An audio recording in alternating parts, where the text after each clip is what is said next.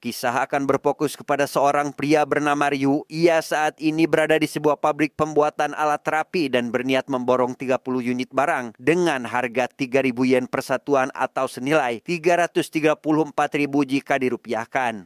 原価の何倍もの投資が必要なんだ。殿山さん、これを廃品回収に出したらまたお金取られますよ。 Di mana seorang pria bernama Tanoyama atau pemilik barang tersebut merasa keberatan karena harga di pasaran sendiri mencapai 44 juta lebih. Namun karena sedang membutuhkan uang, Tanoyama dan istrinya pun setuju untuk menjualnya.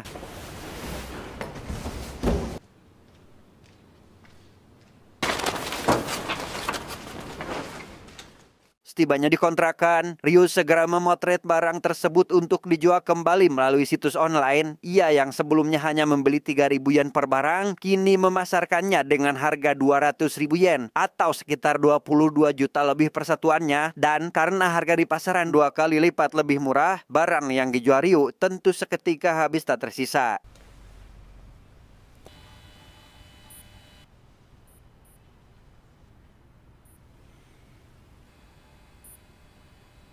Keesokan harinya, Ryu yang sudah selesai mengirimkan barang itu langsung bergegas pergi ke tempat kerja karena ia merupakan seorang karyawan pabrik laundry dan memiliki reputasi cukup baik di tempat tersebut. Bahkan kali ini, bosnya yang bernama Takimoto berniat menaikkan jabatan Ryu sebagai manajer, namun Ryu menolak dengan alasan tidak pantas menerimanya. 僕の右腕と言えるものは、俺は単に自己主張のない人間です。給料も上がるぞ。多分難しいです。 Setelah pulang kerja, Ryu mampir sebentar ke ATM terdekat untuk mengecek tabungannya saat ini, di mana hasil kerja keras ditambah dari penjualan sebelumnya pun memiliki simpanan yakni 6 juta yen atau sekitar 665 juta lebih. Sehingga demi mendapatkan lebih banyak uang, Ryu kali ini berniat mendorong video game, berharap akan lebih banyak meraup keuntungan.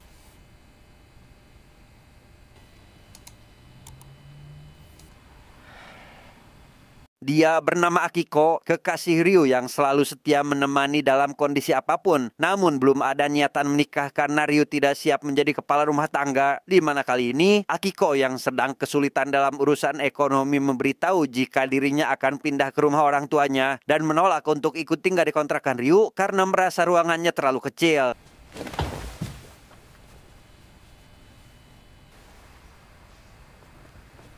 Akibat dari pembicaraan itu, Ryu melewatkan video game yang akan dibeli olehnya, di mana Akiko yang menyadari hal tersebut lekas memberikan saran untuk mempekerjakan orang lain yang dapat mengontrol penjualannya, dan jikalau dia berhasil, Akiko akan berhenti dari pekerjaannya dan memberatkan semua kebutuhannya kepada Ryu.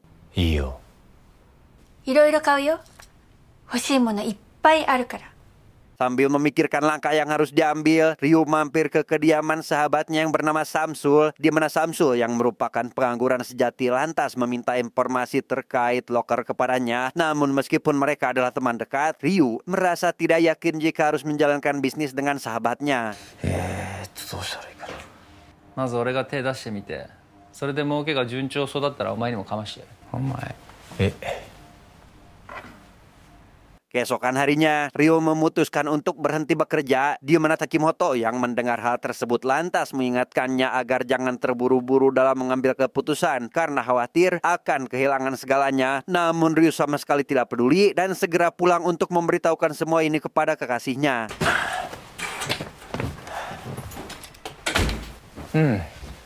いいよ、ゆっくりで。 Di sana, Ryu juga meminta Akiko agar berhenti dari pekerjaannya. Ia sudah memiliki rencana untuk memulai bisnis jualan seperti sebelumnya. Dan karena merasa jika apa yang akan dilakukannya kali ini dapat mengubah kehidupannya jauh lebih baik, Akiko yang mata duitan pun ikut mendukung akan keputusan yang diambil kekasihnya. 楽しみにしてる。本当？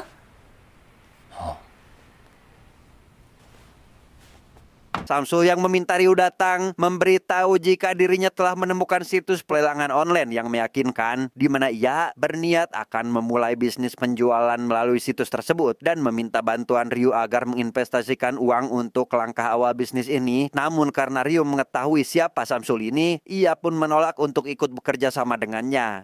なんだその顔。俺そんな顔してます？いいよもう。自分は関係ないって顔すんなよ。Sebelum berpisah, Ryu dihampiri Akiko yang kebetulan ada di area itu, di mana Samsul yang baru mengetahui jika Ryu sudah memiliki calon istri membuatnya seketika iri akan kehidupan yang dijalaninya. Yang dalam perjalanan pulang, Ryu mengajak Akiko pergi dari kota untuk pindah ke kediaman baru yang akan menjadi huniannya. もちろん本気だ。いいかもね。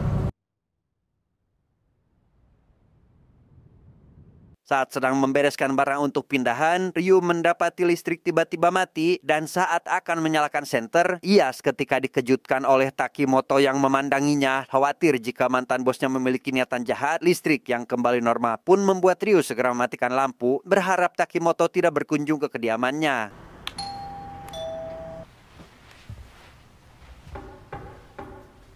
Singkat cerita, Ryu sudah tiba di sebuah rumah yang cukup jauh dari perkotaan. Ia rela membayar biaya lebih besar untuk memiliki lapak usaha sekaligus membuat Yuli tetap nyaman berada di sampingnya. Bahkan kini, ia pun sudah memesan barang berupa tas impor untuk kembali dijual dengan harga tinggi.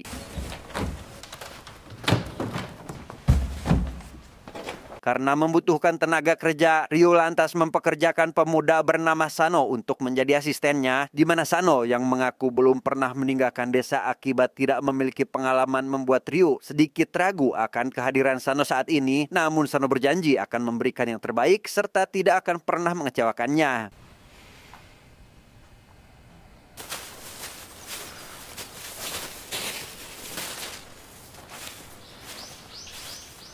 Setelah membuang sampah ke halaman belakang, Sano yang penasaran akan apa yang sedang dilakukan oleh majikannya pun dibuat heran saat menyadari jika Ryu memakai nama samaran Ratel untuk akun penjualannya. Dan sesaat setelah memberitahukan alasannya, Ryu meminta Sano agar jangan pernah mengintip bahkan menyentuh komputer miliknya jika dia tidak ingin kehilangan pekerjaannya.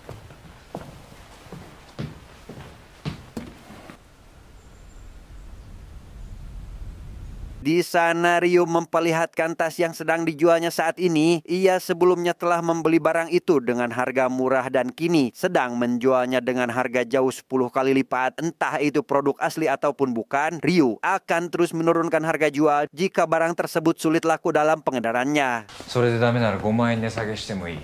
そうなんだよ。それを確かめる前に手放す。あっという間に売ってしまう。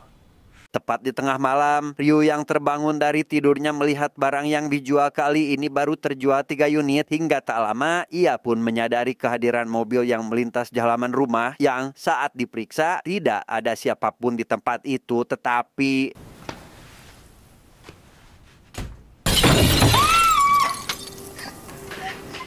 dengan cepat, Ryu segera menghampiri Akiko untuk memastikan kondisinya. Yang di sana, mereka menemukan sebuah mesin telah menghancurkan jendela kamar. Menyadari jika ini merupakan perbuatan manusia, Ryu pun lantas keluar untuk menegur orang tersebut. Namun sosok itu sudah terlebih dahulu melarikan diri.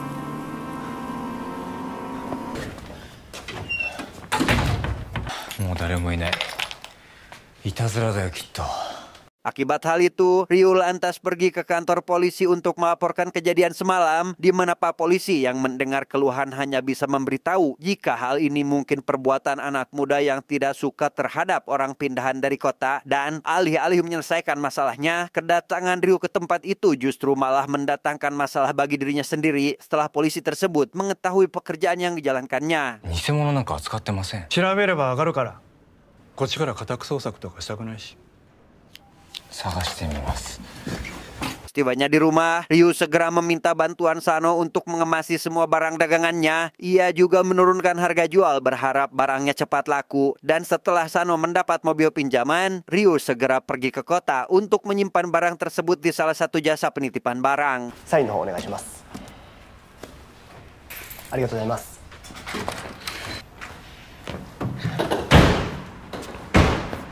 Saat akan pulang, Ryu secara kebetulan bertemu dengan Samsul yang saat ini masih menganggur. Ia yang sebenarnya tidak ingin bertemu terpaksa harus menghampirinya terlebih dahulu. Yang di sana, Ryu mengaku sedang menjalankan bisnis kecil-kecilan pun bermaksud ingin merekrut Samsul di lain hari. Namun Samsul seolah tidak peduli dan memilih untuk pergi begitu saja. 今からショップ並べ行くぞ。ついてこい。冗談だよ。一人で行くよ。Setibanya di rumah, Ryu dibuat heran karena ada orang asing di dalam rumahnya, sehingga Sano yang ada di sana langsung menjelaskan jika orang inilah yang telah merusak jendela kamar sebelumnya, di mana pria tersebut mengaku tidak menyukai kehadiran orang kota di desa ini dan meminta maaf atas perbuatan yang dilakukan olehnya. もう二度とやらせませんから。じゃあ俺もこれで。 Keesokan harinya, Ryu kembali ke kota dan mengambil 1 juta yen dari dalam tabungannya. Ia langsung pergi ke toko mainan bermaksud membeli action figure yang sedang ngetren saat ini, di mana si penjual yang berniat akan memasarkannya beberapa menit lagi pun membuat Ryu langsung menawarkan harga tinggi demi memborong semua barang dagangannya.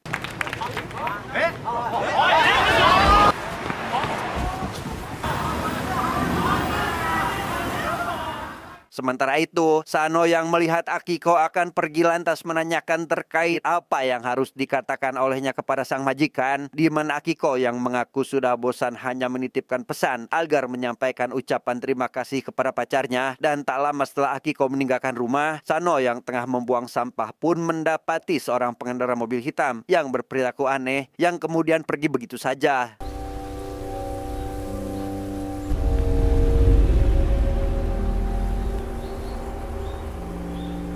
Karena merasa ada yang janggal, Sano lekas melihat-lihat isi komentar terkait barang yang dijual oleh majikannya. Yang di sana, ia menemukan banyak komentar negatif berisi warga yang emosi karena merasa telah ditipu karena membeli barang palsu. Mereka sepakat untuk memulai pencarian demi menghabisi sosok pengguna akun yang diberi nama Ratel ini.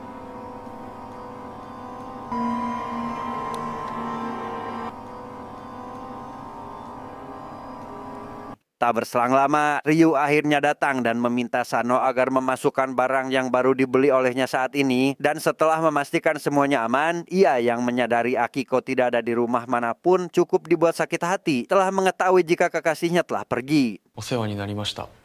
楽しかったです。まあそのうち戻ってくる。あいつ他に行くところなんかないし。 Sambil meratapi kesedihannya, Ryu yang juga mengetahui Sano telah menggunakan komputer miliknya seketika dibuat kecewa akan hal itu, di mana Sano yang sebelumnya melihat komentar buruk akan rencana para korban yang tertipu, mengatakan bahwa dirinya akan selalu mendukung apa yang dilakukan Ryu saat ini. Namun karena Ryu belum menyadari itu semua, ya justru malah mengambil keputusan untuk memecatnya. 退職金だ。信頼関係が崩れた。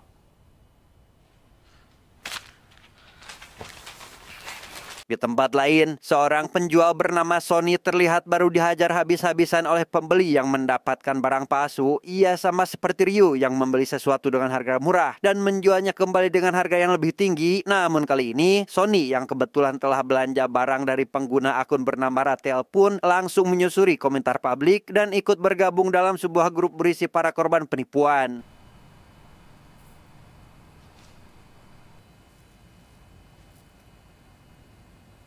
Di dalam grup tersebut, Ryu rupanya sudah dijadikan target utama yang dicurigai sebagai sosok Ratel, sehingga Sony yang juga termasuk dalam kategori korban lantas berencana ikutan untuk membalaskan dendam. Dan saat hendak berkumpul untuk melakukan pertemuan, seorang pria yang juga baru datang pun memberitahu jika mereka tidak perlu saling mengenal satu sama lain dan menganggap jika misi balas dendam ini sekedar hanya untuk bersenang-senang saja. 相手なんか誰だっていいんですからね。恨みとか復讐とか。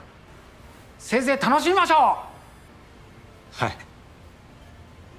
Sementara itu, Ryu yang memasarkan action figure dibuat senang karena ada orang lain yang langsung membelinya. Namun di tengah itu semua, tiba-tiba terdengar suara pintu belakang yang terbuka. Dan saat diperiksa, tidak ada siapapun di area itu yang membuatnya merasa perlu untuk melakukan penanganan yang pertama.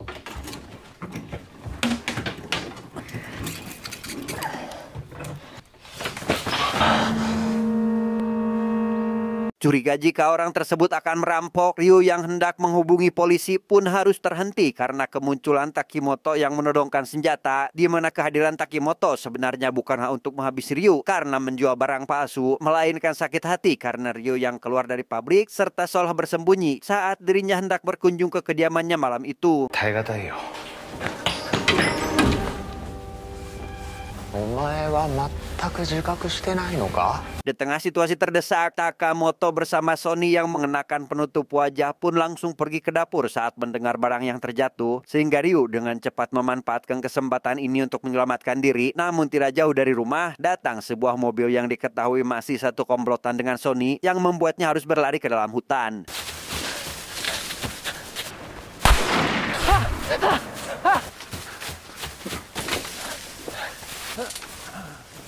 Setelah berhasil mengelabui Takimoto dengan cara bersembunyi di balik pohon, Ryu langsung berlari ke arah lain untuk mencari tempat aman. Namun beberapa orang yang mengejarnya menggunakan mobil malah menyadari keberadaannya dan lantas turun untuk melakukan pengejaran. Sementara Ryu sendiri kini menemukan sebuah gubuk milik warga dan memilih bersembunyi di dalamnya.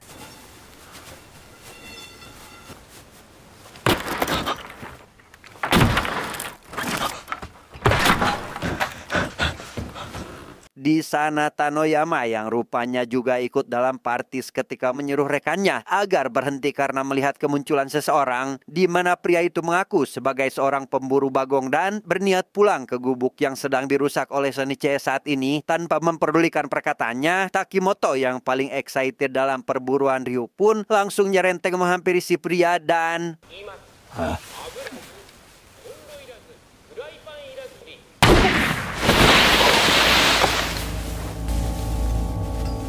Karena si pemburu meninggal dunia, Takimoto bersama rekannya itu pun sepakat untuk mengevakuasi jasadnya terlebih dahulu, sehingga Ryu yang memiliki kesempatan lantas segera pulang untuk bersiap pergi dari desa. Yang di sana ia pun kembali bertemu dengan Akiko yang mengaku menyesal telah meninggalkannya.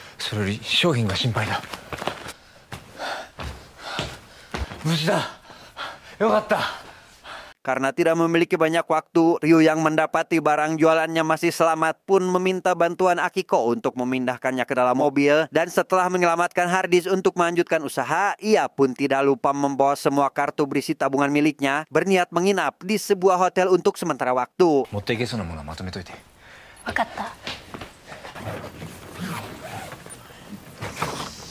Tak berselang lama, Samsul yang rupanya merupakan dalang di balik terbentuknya kelompok yang mengincar Ryu mengaku telah melakukan semua itu atas dasar sakit hati karena selaku teman dekat Ryu sama sekali tidak pernah ingin membantu, bahkan diam-diam membangun usaha sendiri tanpa melibatkannya. Hingga tak lama, Takimoto dan yang lainnya juga datang langsung menangkap Ryu untuk dibawa pergi menuju suatu tempat.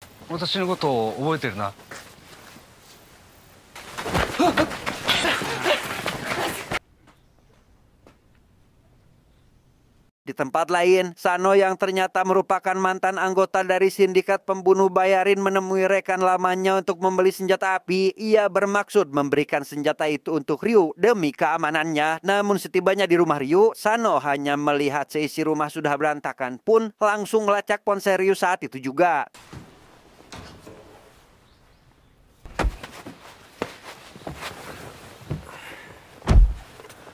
Sementara itu, Ryu dibawa ke sebuah pabrik terbengkalai dan langsung diikat dalam kondisi duduk di atas kursi, di mana Takimoto dan rekannya berniat menghabisi Ryu secara perlahan sambil melakukan live streaming. Sesaat setelah sebagian keluar untuk menyiapkan alat-alat, Samsul yang sejatinya ingin berbisnis pun kembali mengajaknya bekerja sama. Namun Ryu kembali menolak karena dia tetap tidak mempercayainya. よくそれで俺をバカにしたような態度に出れたな。なんてそこの浅い人間なんだよお前は。 Tanpa disadari, Akiko yang rupanya membuntuti mereka dari belakang saat ini juga ada di sana. Namun alih-alih segera membantu Ryu untuk melarikan diri, ia justru seolah memiliki tujuan lain untuk menemuinya. Hingga tak lama, Takimoto dan rekannya kembali datang, langsung menyiapkan peralatan untuk memulai streaming mereka.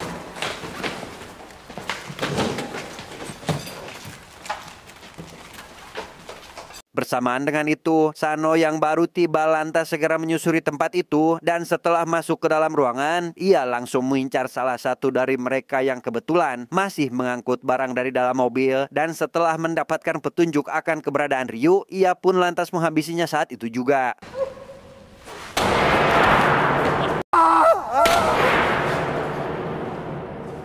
Mendengar suara tembakan, Samsul yang panik karena mengira jika polisi datang ke tempat itu pun membuat Takimoto emosi dan memintanya agar melepaskan penutup kepala, di mana Tanoyama yang juga dibuat jengkel lantas menyuruhnya agar tidak perlu khawatir karena setelah semua ini berakhir, maka tidak akan ada lagi hubungan di antara mereka, dan untuk memastikan siapa yang datang, mereka sepakat untuk berkeliling terkecuali satu pria bernama Abdul yang bertugas menjaga Ryu agar tidak melarikan diri. 大笑いしてるラーテルさんの顔を拳銃で撃ちたくなってきたな。 Setelah melihat jasad rekan yang dihabisi, Takamoto yang sadar jika penyusup tersebut membawa senjata api pun membuat Sony yang semakin panik lantas mengajak mereka untuk mengakhiri semua ini. Namun Takamoto sama sekali tidak memperdulikan perkataannya dan malah semakin excited untuk melakukan perburuan. 大いに楽しもう。 Abdul yang berjaga seorang diri dikejutkan oleh suara keras yang terdengar dari kegelapan. Ia segera melepaskan beberapa tembakan secara membabi buta tanpa mengetahui keberadaan targetnya. Dan setelah peluru habis, Sano akhirnya keluar dari tempat persembunyiannya dan...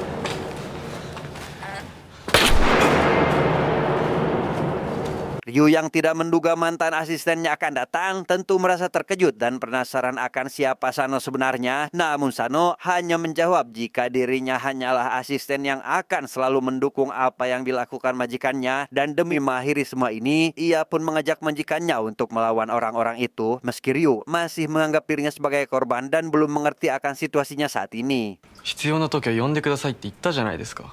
行きますよ。先生聞いて警戒してるはずです。 Sementara itu, Sony yang melihat berita terbaru menemukan jika Takamoto rupanya tengah menjadi buronan polisi karena menghabisi keluarganya. Ia memberitahukan hal itu kepada Tanoyama dan menganggap jika pria tersebut mungkin akan menyeret mereka ke kantor polisi jika tertangkap. Namun di tengah pembicaraan itu, Tanoyama menyadari keberadaan Ryu bersama asistennya sehingga...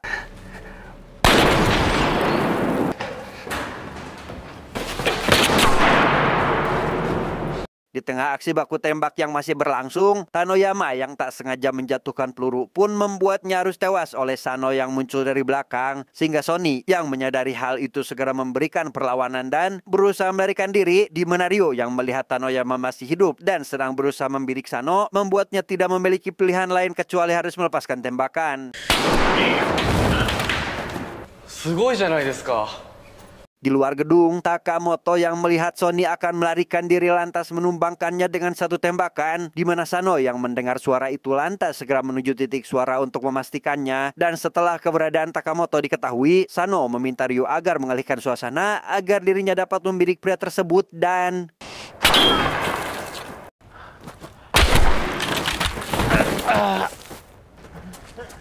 Menyadari situasinya sudah tidak aman, Samsul yang tidak ingin tewas di tempat itu pun memutuskan pergi menggunakan mobil. Namun upaya yang dilakukan olehnya seketika kandas dan harus mencari tempat aman untuk bersembunyi, di mana Ryu bersama asistennya segera melakukan pencarian. Sampai akhirnya pria itu pun keluar dari salah satu lemari, tetapi... 今からそこに落ちんだよ。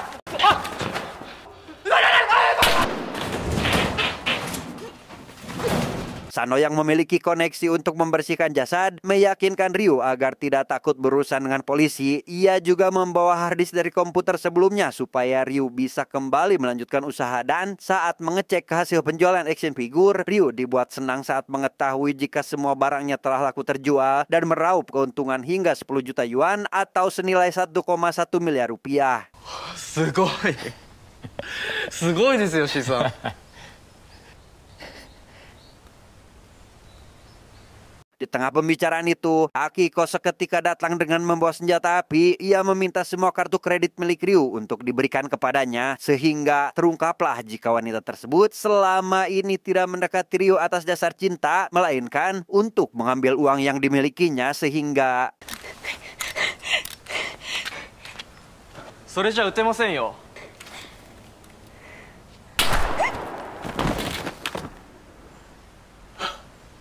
Setelah Setelah semuanya berakhir, Sano yang berencana akan terus menjadi asisten setia pun menyarankan majikannya agar lebih fokus untuk menghasilkan uang. Ia akan menjadi benteng bagi Ryu untuk terus menjalankan bisnis ini dan menghabisi siapapun yang berani mengganggu pekerjaannya. 世界が破滅するようなものでもね。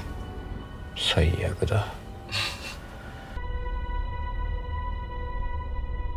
Tamat, endingnya sangat membagongkan.